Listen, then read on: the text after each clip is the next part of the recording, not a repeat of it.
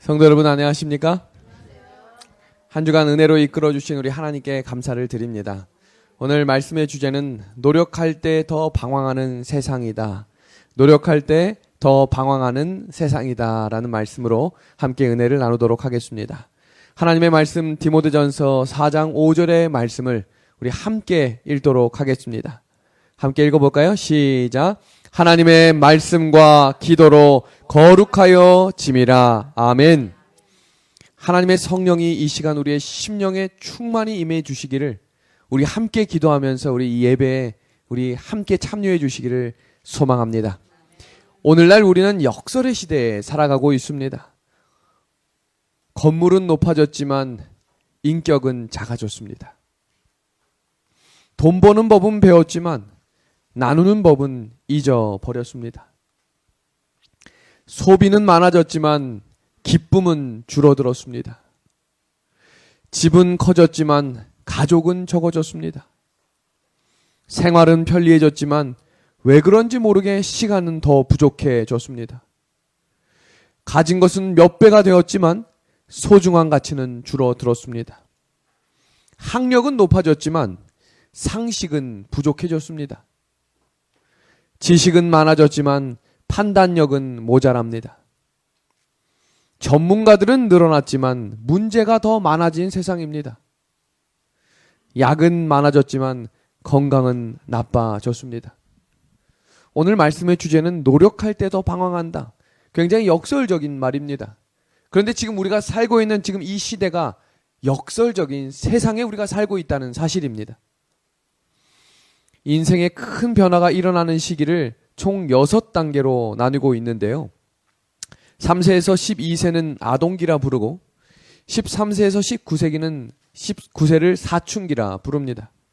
그리고 20세부터 40세까지는 초기 성인기, 40대는 중년기, 50대는 갱년기, 60대 이후부터는 노년기라고 이야기를 합니다. 그런데 여기 잘 보시면 30대에 대한 지칭하는 단어가 사라졌다는 것입니다. 예전은 20대 후반부터 30대부터 어른이라고 불렀는데 이제는 30대도 어른 취급을 하지 않아요. 왜요? 안정적이지 못한 세상에 살고 있다라고 이야기하는 것입니다. 이 그림을 한번 보실래요? 우리 고등학교 때 아주 학생들 열심히 공부합니다. 대학교 때도요, 취업을 위해서 열심히 공부합니다. 그런데 오늘날에는 대학을 졸업하면 취업을 하는 게 아니라 취업 준비생으로 2, 3년을 보냅니다. 그래서 그때도 열심히 공부합니다. 그리고 그때가 지나고 백수가 돼도 열심히 공부합니다. 그런데요, 더 신기한 것은 직장에 들어가서도 공부를 해야만 하는 세상이 되었습니다. 그런데 우리 교회 와도 뭐예요? 공부합니다.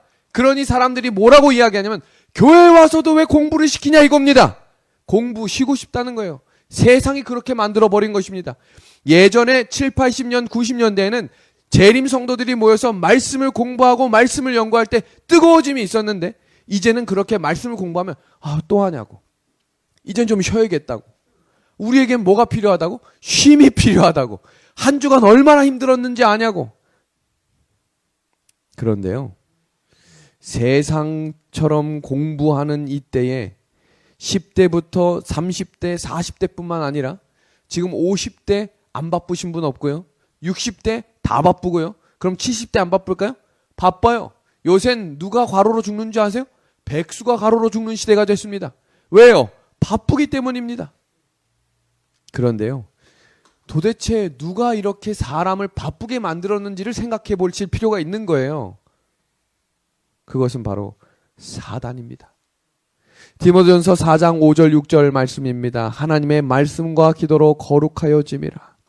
내가 이것으로 형제를 깨우치면 그리스도 예수의 좋은 일꾼이 되어 믿음의 말씀과 내가 따르는 좋은 교훈으로 양육을 받으리라. 하나님께서 우리에게 성경을 주시며 이 성경을 읽고 연구할 때 우리가 더 풍요로워질 수 있다고 가르쳐 주셨습니다. 성경책을 연구하기 위해 안교 교과를 공부하는 것은 매우 중요합니다. 그러나 우리 손에는 교과책이 들려있지만 교과책 공부하기는 게을리합니다. 예전 어르신들은 성경을 필사하는 일을 목숨처럼 여기시며 시간이 날 때마다 성경을 기록했지만 이제 우리들은 성경 필사를 잘 하지 않습니다. 그럼 도대체 우리는 무슨 시간에 예수님을 만나느냐는 것입니다. 대쟁투 519페이지에는 이렇게 기록이 되어 있습니다. 사단은 그가 성경 연구를 게을리하고 기도를 등한히 하도록 유혹할 수 있는 자는 모두 자기의 공격으로 정복할 수 있다는 것을 잘 안다. 그러므로 그는 사람의 마음을 빼앗기 위하여 온갖 술책을 다 쓴다. 사단의 공격 전략을 한번 보십시오. 중세시대 때는 겁을 주었어요. 성경을 보지 못하게 만들었습니다. 그래서 성경을 보다 걸리면 사자가 있는 이 원형 경기장에 집어넣었어요. 그리고 갈기갈기 찢어 죽이겠다고 협박을 했습니다. 그럼 오늘날 이렇게 똑같은 일이 일어나면 우린 뭐라고 이야기할까요? 아우, 염려하지 마세요. 전 성경을 안 읽거든요. 이렇게 얘기하시면 큰일 나는 것입니다. 그런데요, 성경을 보지 못하도록 그렇게 겁박을 하고 협박을 하며 심지어 죽이기까지 했지만 그들은 더 부흥하고 신앙 가운데 바로 서는 하나님의 성도들이 믿음 위에 굳게 서는 일들이 일어나기 시작했던 시대가 중세시대입니다. 그래서 사단이 작전을 바꾸었습니다. 근세시대 때는 인쇄술이 발달하게 되었습니다. 그래서 모두가 성경을 보게 되었습니다. 그런데 이것이 웬일일까요? 부흥이 일어나는 것이 아니라 비평가들이 많아지고 이때 일어난 것이 무엇이냐면 진화론 사상이 이때 시작이 된 것입니다. 성경을 믿지 못하게 만들어버린 것입니다. 그러나 이때 일어난 일이 무엇이냐면 성서 고고학이 발달을 하면서 말씀이 진리임이 밝혀지고 과학이 발달할수록 하나님의 말씀은 믿을 수밖에 없다는 진리임이 밝혀지게 되었다는 것입니다. 그래서 사단이 전략을 또 바꾸었습니다. 바로 바쁘게 만든 것입니다. 우리가 바쁜 이유는 사단이 그런 전략을 만들었기 때문입니다. 시간이 없게 만들고 마음이 없게 만들고 정말로 사람이 분주하게 만들어진 것입니다. 그래서 오늘날 현대인들이 입을 열었다 하면 제일 많이 하는 이야기가 바쁘다 바빠입니다. 그런데 더 신기한 것은 바쁘지 않아도 바쁘다고 생각을 해요. 그래서 사람들이 가만히 자기 개인 시간을 갖는 것을 힘들어합니다. 조용히 명상하고 묵상하는 것을 싫어하는 것입니다. 오늘 전철을 타거나 카페를 가도 모든 사람들이 다 고개를 숙이고 있습니다. 다 스마트폰을 하고 있는 것입니다. 사람들이 스마트폰을 볼 때 100번 중 91번은 쓸데없이 누르는 것이라고 합니다. 아무 의미 없이 자신도 모르게 그냥 휴대폰을 꺼내서 그냥 보는 거예요. 그리고 그 기사를 보지 않고 그것을 클릭하지 않으면 내가 뒤처진다고 생각하게 만들었답니다. 세상이. 그러니 바쁘게 된 것입니다. 그런데 중요한 것은 사람이 바빠질수록 성경을 멀리하게 되고 성경을 멀리할수록 교회를 떠난다라고 하는 공식이 나왔습니다. 최근 기사 중에 성장하는 가나안 교회라고 이야기했습니다. 저는 기사 중에 성장하는 은하수 교회가 나올 줄 알았는데 은하수 교회는 아직 이름이 없어요. 가나안 교회라고 이름이 나왔습니다. 그럼 이 가나안 교회를 거꾸로 이야기하면 뭐냐면 안 나가 교회가 되는 것입니다. 교회를 나가지 않는 것입니다. 지금 이 장면은 교회 예배 시간인데 성도들이 있어요, 없어요?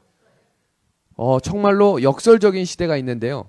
2000년대부터 2019년까지 대한민국의 교회 수가 무려 2배 이상 늘었답니다. 개신교회 교회 수가 2배 이상 늘었는데 아이러니하게도 교인 수는 3분의 1 이상이 줄어든 것입니다. 그러니 무슨 말이냐면 교회는 많아졌지만 망하는 교회가 더 많아졌다는 것입니다. 제가 얼마 전에 이렇게 차를 끌고 다니는데 교회를 팝니다라고 하는 그 글을 볼 때 제 눈이 띄어졌어요. 아, 그 교회 우리가 사면 좋겠다. 지금 망하는 교회들이 속속들이 늘어나는 것입니다. 이런 상가 건물에 지은 2층짜리에 있는 많은 교회들이 열었다 닫았다 하는 일들을 밥 먹듯이 하고 있습니다. 왜요? 교인들이 줄고 있기 때문입니다. 도대체 왜 교인들이 주느냐 한번 그 기사를 읽어보니 다음과 같은 글이 나왔습니다.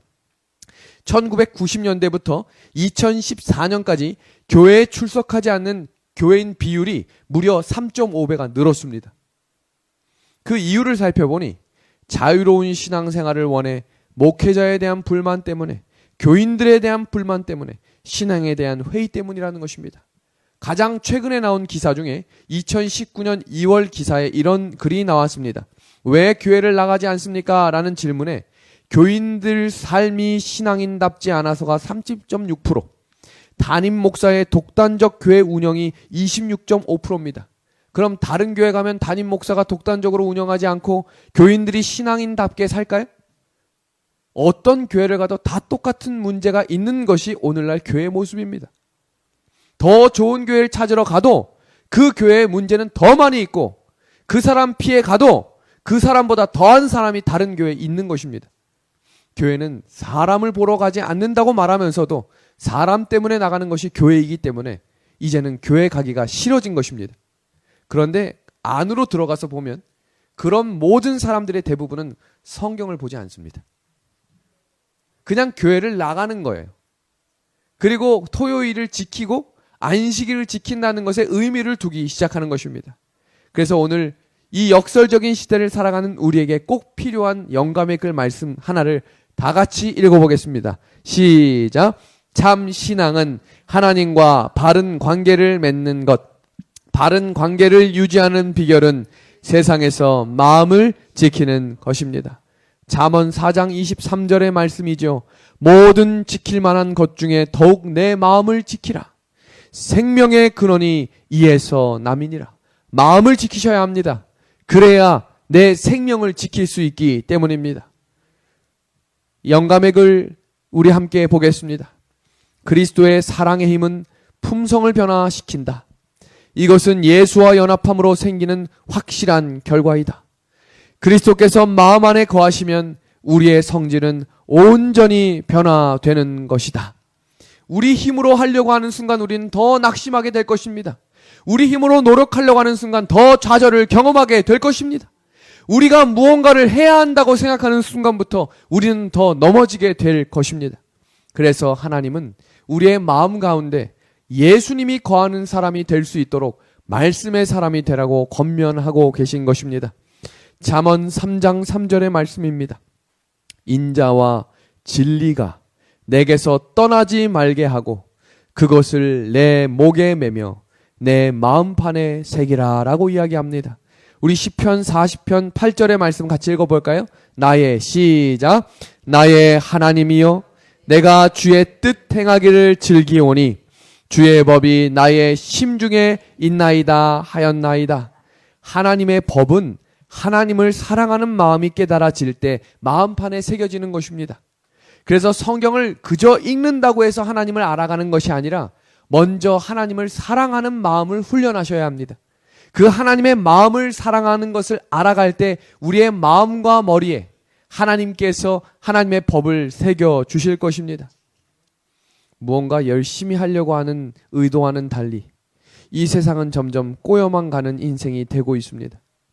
자꾸 인간관계가 꼬여지고 내 일이 꼬여지고 내 공부가 꼬여지고 내 직장이 꼬여지게 된 것입니다. 그러면 예전 같으면 허심탄회하게 내 고민을 들어주고 허심탄회하게 현명한 조언을 해줄 어른들이 있었는데 오늘날엔 그런 어른들이 사라지고 없는 것입니다. 누군가가 나의 멘토가 되어주면 참 좋겠는데 그런 멘토가 없어요. 물어볼 사람이 없는 것입니다. 부모와 스승의 권위가 바닥에 떨어진 지 오래되었습니다. 지난주에는 우리 스승의 날이 있었지요. 근데 교사 10명 중 7명이 스승의 날을 폐지해달라고 요청하는 시대가 되었습니다. 왜 그럴까요? 이제는 제자들을 보는 것이 쉽지 않은 것입니다. 왜요? 이제 촌지를 받아도 문제가 생기고 이제 제가 들어보니까 꽃을 받아도 문제가 된대요. 근데 꽃을 줄 수 있는 사람이 한 명이 있는데 학생 대표가 줘야 되는데 그 학생 대표도 생화를 주면 안 되고 이 조화 있죠. 종이로 만든 걸 줘야 법에 걸리지 않는답니다. 그래서 선생님들이 차라리 스승의 날에 쉬는 것이 좋겠다는 거예요. 그래서 제 동료 중에 선생님을 아는 여러 친구들이 있어요. 학생들을 사랑하기가 너무 힘들대요. 오늘날 부모의 권위도 땅바닥에 떨어졌어요. 자녀들이 부모를 무시하는 세상이 되었습니다. 가야 할 길을 비춰주고 잘못된 길로 들어섰을 때 꾸짖어줄 사람이 없어진 것입니다. 그래서 오늘날 많은 사람들은 책에 집중합니다. 인간관계론이라든지 자기 개발서라든지 그 책을 보며 세상을 살아가지만 여전히 그 책은 우리의 마음을 채워줄 수 없습니다. 그러면 하나님을 믿는 그리스도인들에게 진정한 멘토요, 진정한 나의 문제 해결은 누구냐는 것입니다. 그것을 영감의 글은 성경이라고 가르쳐 주고 있습니다.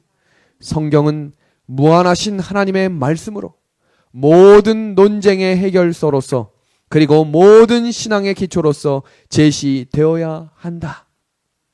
제가 어린 시절 저희 아버지가 젊었을 때도 저희 아버지가 문제가 있으면 교회에 원로 장로님을 찾아가시는 걸 봤어요.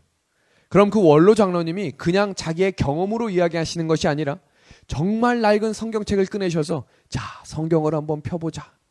그리고 성경에 이렇게 나왔으니 우리 성경대로 따라가자라고 이야기하는 모습을 제가 어린 시절에 본 기억이 있습니다. 오늘날 우리 교회에도 그런 어른들이 있기를 간절히 소망합니다. 내가 살아봤더니, 내가 시간 지나고 보니라는 말보다 성경에 이런 말씀으로 우리에게 권면하고 있으니 이 성경을 따라 우리 하나님의 길을 따라가자라고 이야기하는 우리 어른 장로님들이 이곳에 있기를 우리 예수님의 이름으로 축원합니다. 성경은 우리에게 예수님은 가르치시는 분이었다라고 이야기합니다. 선생님이셨다는 것입니다. 그래서 많은 사람들이 밤이든 낮이든 해가 꼭두 새벽이든 예수님을 찾아온 것입니다. 왜요? 궁금한 것을 묻기 위해서입니다. 그러면 예수님은 항상 성경을 기초로 가르쳐 주셨다는 것입니다. 기록되었으되 성경에 이렇게 이야기하고 있다. 성경에 이렇게 말하고 있으니 우리가 그렇게 따라야 한다라고 했을 때 아멘하고 따라간 사람들은 성경에 기록되어 있고 근심하며 떠난 사람들은 더 이상 성경에 기록되지 않은 사람들이 되었습니다. 마가복음 4장 1절부터 4절에 있는 말씀을 우리 한번 같이 보겠습니다. 예수께서 다시 바닷가에서 가르치시니 큰 무리가 모여들거늘 예수께서 바다에 떠있는 배에 올라 앉으시고 온 무리는 바닷가 육지에 있더라. 이에 예수께서 여러 가지로 비유로 가르치시니 그 가르치시는 중에 그들에게 이르시되 들으라. 씨 뿌리는 자가 뿌리러 나가서 뿌릴새 더러는 길가에 떨어짐에 새들이 와서 먹어버렸고. 씨 뿌리는 자의 비유를 들어보셨을 것입니다. 자, 그림이 하나 있는데요. 지금 이 그림 속에 잘못된 것이 있습니다. 숨은 그림 찾기처럼 이 그림 속에 무엇이 잘못됐는지를 한번 찾아봐 주시겠습니까? 네? 예수님 발이 없어요? 한쪽이? 아, 네, 대단한 것을 발견하셨습니다. 예섭이 손 들었는데 한번 발표해 보세요. 뭐요? 그거예요? 네. 우리 성도님들 한번 찾아봐 주실래요? 이 그림은 치명적인 잘못된 것이 하나 있습니다. 씨 뿌리는 게 잘못됐다고요? 가을인데, 야, 역시 우리 농사의 우리 어른입니다. 또요. 지금 뭔가 잘못된, 치명적인 잘못된 것이 있어요. 뭘까요? 우리 김영래 집사님, 뭐요? 돌짝밭에 무슨 씨를 뿌리느냐? 감사합니다. 지금 이야기하신 것이 다 맞아요. 그런데 아직도 하나가 발견되지 않았습니다. 무엇일까요? 성경을 읽을 때는 자세히 보셔야 합니다.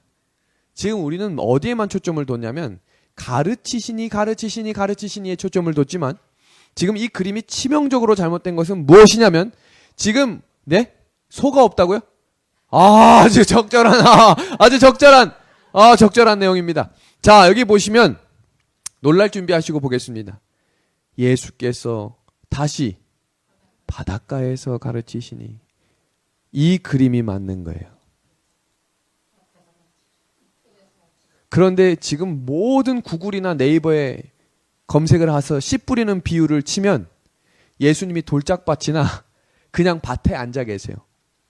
성경을 볼 때 자세히 보시지 않으면 남들이 하는 말이 다 그런 줄 알아요. 아, 그렇구나. 그러나 우리 재림 성도들은 적어도 그것이 성경에 근거된 것인지 성경을 볼 수 있는 눈과 믿음이 있어야 합니다. 성경을 보시면 예수께서 다시 바닷가에 가르치시니 큰 무리가 모여들거늘 예수께서 바다에 떠있는 배에 올라앉으시고 무려 이 구절 중에 바다라고 하는 단어가 3번이 넘게 나오는데도 불구하고 사람들은 모두가 다 씨 뿌리는 비유는 바다가 아니라 바닥에 있었다라고 생각을 하는 것입니다. 예수님이 이렇게 하실 때 지금 보이지 않는 그림 속에 상상을 해주세요. 예수님이 사람이 너무 많이 모여들어서 사람들 틈에서 설교를 하실 수 없는 거예요. 가르칠 수 없는 거예요. 그래서 제자들한테 배를 띄워라 그래갖고 배 위로 나가고 사람들이 모두가 다 그 밭 주변에 앉은 것입니다. 그리고 예수님이 성경의 비유를 드실 때는 반드시 눈에 보이는 것으로 비유를 드셨어요. 포도나무 비유를 드실 땐 옆에 포도나무가 있었고요. 무화과나무의 비유를 드실 땐 그 길가에 무화과나무가 무성이 많았었어요. 그럼 씨 뿌리는 자의 비유를 할 땐 누가 있었을까요? 실제로 씨를 뿌리는 사람이 있었던 거예요. 상상을 해보세요. 예수님이 보실 때 지금 그 사람들 옆에는 예수님의 말씀을 듣는 사람도 있었지만 뭐 하는 사람도 있었다는 거예요. 자기 일을 하는 사람도 있었다는 거예요. 자, 저기를 보십시오. 저기 씨 뿌리는 자가 있습니다. 그런데 네 가지 씨 뿌리는 자의 비유가 있는 것입니다. 돌짝밭과 가시밭과 옥토밭. 그런데 어떤 씨를 뿌리면 그냥 새가 와가지고 바로 그걸 먹어버리는 밭도 있고요. 어떤 밭은 잘 10배, 100배의 밭이 되는 밭도 있었습니다. 그런데 예언의 말씀을 보면 어떤 글이 나오냐면 사람들은 씨 뿌리는 비유가 너무나 평범했기 때문에 귀 기울여 듣지 않았다 이렇게 되어 있어요. 그 말은 다른 말로 이야기하면 너무 많이 들은 이야기예요. 그 농사꾼들이 그거 모를까요? 씨 뿌리는 것을 어디에 뿌리고 어떻게 밭을 갈구고 어떻게 물을 줘야 이 열매가 맺혀지는 걸 모를까요? 예수님은 항상 그렇게 사람들이 다 아는 것으로 깨우쳐 주셨다고 되어 있습니다. 그들에게 이르시되 씨 뿌리는 자가 뿌리러 나가서 뿌릴새 더러는 길가에 떨어짐에 새들이 와서 먹어버렸고. 이 장면이 어떤 내용인지를 좀 설명드리겠습니다. 뿌린다라고 하는 것은 말씀을 뿌리는 것이고 예언의 말씀의 씨는 하나님의 말씀이라고 되어 있습니다. 그러나 오늘날 너무 많은 교회의 성도들이 이 말씀을 뒤로 젖혀놓는 것입니다. 다른 문제들이 우리의 정신을 지배하고 불신자의 저선을 연구하고 또 읽게 만드는 것입니다. 그렇다면 하나님의 말씀을 대신하는 그 자리에는 불신의 씨가 자라기 시작합니다. 하나님의 말씀보다 세상의 책들이 더 권위 있게 느껴지는 것입니다. 하나님보다 오늘날의 그 박사들이 하는 말이 더 실질적이라고 생각하는 것입니다. 그러나 하나님의 말씀의 이 씨가 우리의 마음밭에 뿌려질 때 그것이 물을 먹고 자라나므로 우리의 생명도 자라나게 된다는 것입니다. 모든 신앙의 기초는 성경이 되어야 합니다. 1 곱하기 0은 뭐죠? 0이지요. 그럼 1 곱하기 1은 뭐죠? 1입니다. 어떤 자전거도 바퀴 하나만을 가지고 굴러갈 수 있는 자전거는 많지 않습니다. 물론 묘기 자전거를 한 자전거에 한 사람이 올라가서 이렇게 할 수 있지만 그걸로는 오래 멀리 갈 수 없어요. 자전거는 반드시 바퀴가 몇 개 있어야 돼요? 2개가 있어야 합니다. 우리의 노력과 힘에 예수님의 말씀이 더해질 때 우리가 온전히 걸어갈 수 있음을 기억하셔야 합니다. 그러니 사단은 무엇을 못 보게 만드는 걸까요? 성경을 멀리하게 만드는 것입니다. 하나님의 말씀을 등한히 할 때에는 죄된 본성으로 치밀어 오르는 악한 정욕을 제어할 능력이 없어지게 된다. 그리하여 사람들은 육체를 위하여 심게 되고 그로 말미암아 썩어질 것을 거두게 된다. 길가에 떨어진 씨는 예수님의 말씀에 주의를 기울이지 않고 듣는 마음을 일컫는 것입니다. 실물교훈의 말씀입니다. 아무나 천국 말씀을 듣고 깨닫지 못할 때는 악한 자가 와서 그 마음에 뿌리운 것을 빼앗나니 이는 곧 길가에 뿌리운 자요라고 이야기합니다. 오늘 안식일에 교회에 와 있지만 여전히 내 마음속에 가게에서 판매하는 것들이 내 머리를 지배하고 세상의 문제들이 마음에 가득하면 하나님의 말씀은 들리지 않습니다. 왜냐하면 하나님은 절대로 세상과 함께 하실 수 없는 분이에요. 그래서 왜 안식일을 예비하라고 하셨냐면 어젯밤 늦은 시간까지 먹고 피곤한 마음으로 이 자리에 오면 마음 가운데 가득한 것은 쉬고 싶다 뿐이지 하나님의 말씀을 기대할 수 없기 때문입니다. 마찬가지로 예배를 시작할 때 우리는 준비하는 마음이 필요해요. 그래서 준비 찬미를 하고 찬양의 제사를 드리는 것입니다. 제가 어린 시절에는 금요일 오후 3시만 되면 항상 목욕탕을 갔어요. 그러면서 어머니 아버지가 안식일은 예비하는 것이고 마음뿐만 아니라 몸도 깨끗이 준비하는 것이 예배의 준비다라고 가르쳐 주셨습니다. 그리고 금요일 저녁이면 항상 통밀빵이 구워지는 향이 들려졌어요. 들려진 게 아니죠. 맡아졌어요. 그래서 그 빵을 내가 볼 때마다 아, 안식일이구나 라고 하는 것을 기다리게 된 것입니다. 제가 그래서 금요일 오전마다 어떤 사역을 하고 있냐면 말씀 카톡을 보내는 사역을 해요. 근데 제가 몇 명한테 보낸지 저도 몰라요. 1시간, 1시간 반 동안 보내다가 제가 분주한 일이 생기면 딱 끊어져요. 제가 그거를 막 의무적으로 사명을 갖고 하지만 저도 제 일이 있기 때문에 그거를 막 다 보낼 수는 없어요.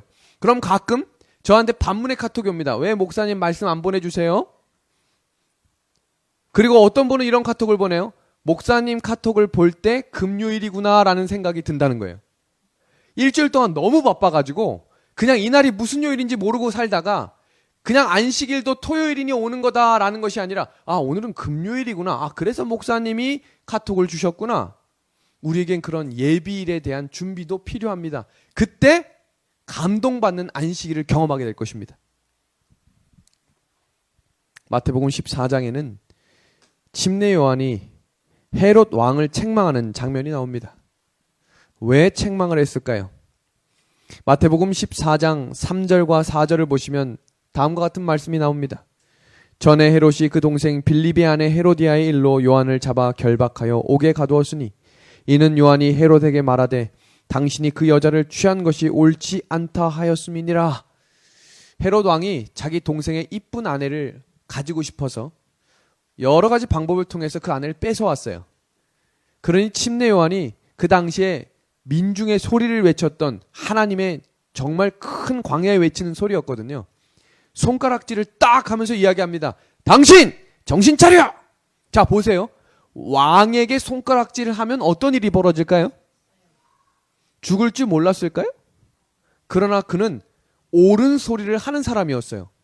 그런데 왕이 화가 났을까요? 안 났을까요? 성경 구절 보겠습니다. 헤롯이 요한을 죽이려 하되 민중이 저를 선지자로 여김으로 민중을 두려워하여 죽이지 못했습니다.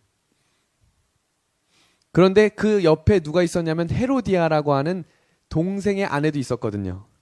그러면 왕이 마음이 아프고 화가 난 만큼 누구도 헤로디아도 화가 머리끝까지 났겠죠. 이 헤로디아가 얼마나 지혜가 있는 사람이었냐면 왕을 위한 잔치를 엽니다. 그리고 왕을 위한 잔치에서 춤을 추는 여인은 그날 저녁에 왕과 함께 동침을 해야 돼요. 왜냐하면 왕이 그 여인을 취할 수 있는 자격을 주는 것입니다. 그런데 그 춤추는 자리에 누굴 내보내냐면 자기 딸을 내보내는 거예요. 정신이 나간 것입니다. 왜요? 복수하기 위해서 물불을 갈지 않는 것입니다. 그리고 여기서는 옷을 입고 춤을 추지만 당시에는 이 옷을 벗고 춤을 추었다라고 이야기되어 있어요. 그러니까 여자로서 치명적인 유혹과 함께 왕의 마음을 얻기 위해 추지 않아도 될 행동과 여러 가지 음란한 행동을 했던 장면이 이 장면인 거예요. 그런데 왕도 미쳤고 부인도 미쳤고 딸도 미쳤어요.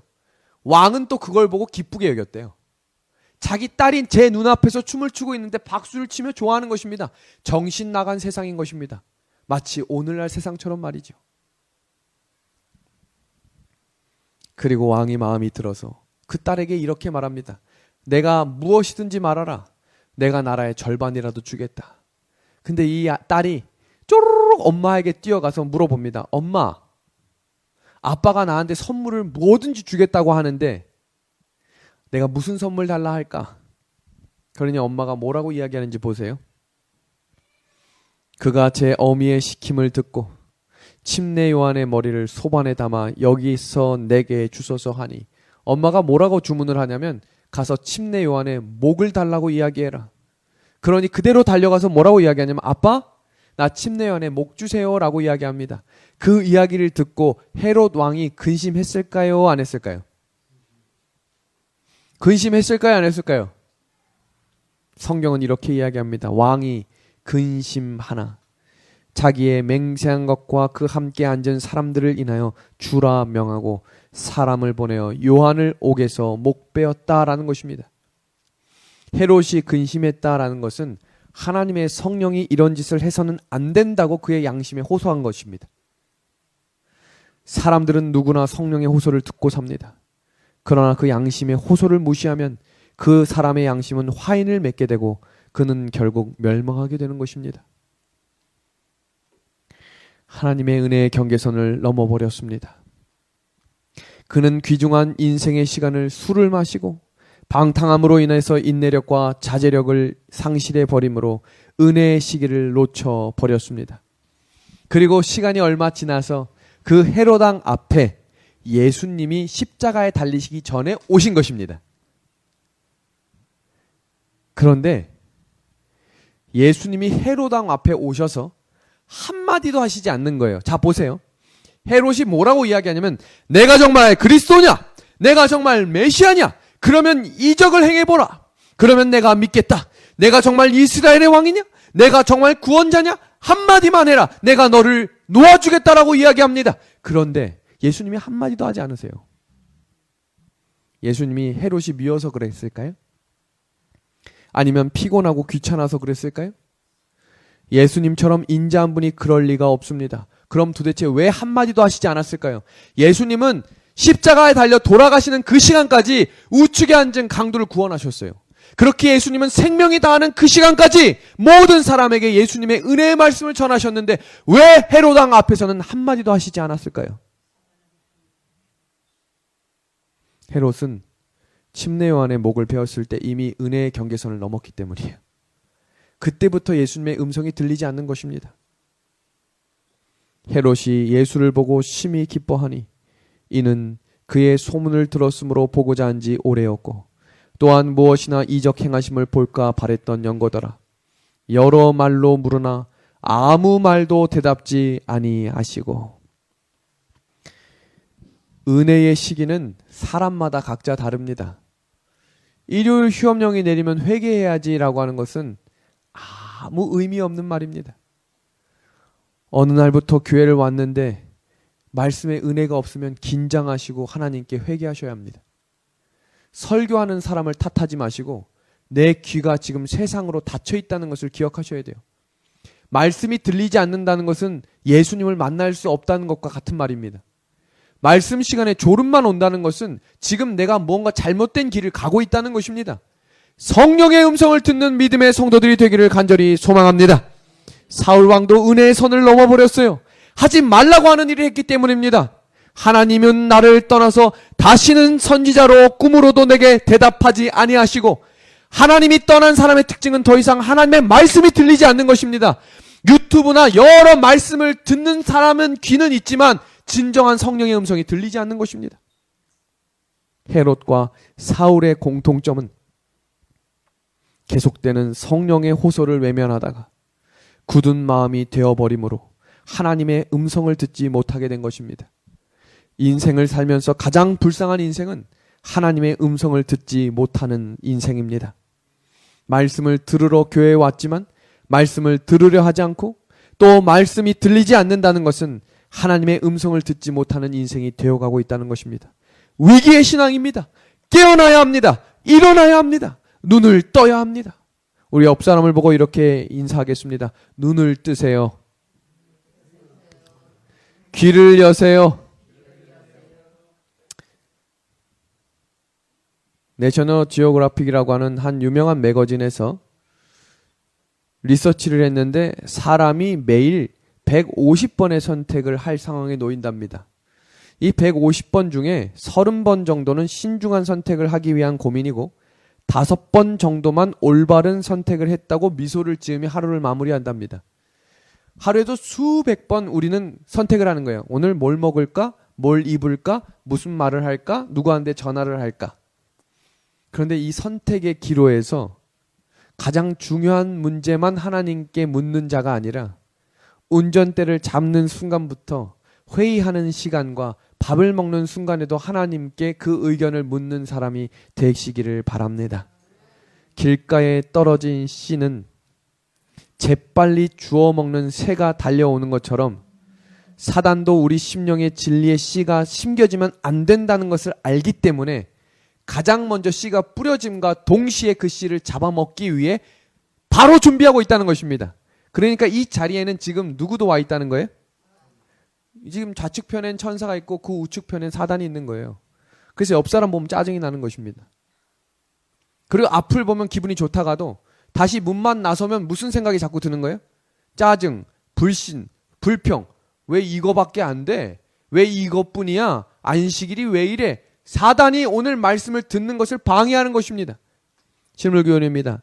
천사들은 하나님의 말씀이 사람들의 마음에 감명을 주도록 힘쓰는 반면에 사단은 그 말씀이 아무 효과도 나타내지 못하도록 재빨리 활동한다. 오늘도 우리 마음에 씨가 뿌려지고 있습니다. 그 씨는 예수님이세요. 예수님이 내 안에 살 때 내가 말씀을 전하는 삶이 향기가 되고 편지가 되는 것입니다.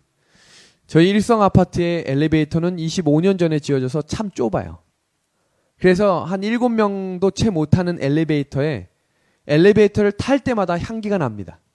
어떤 때는 지독한 담배 향기가 나면 어우, 근데 어느 때는 아주 향기로운 향수의 향기가 나면 오, 그렇게 매번 탈 때마다 각각 다른 향이 맡겨집니다.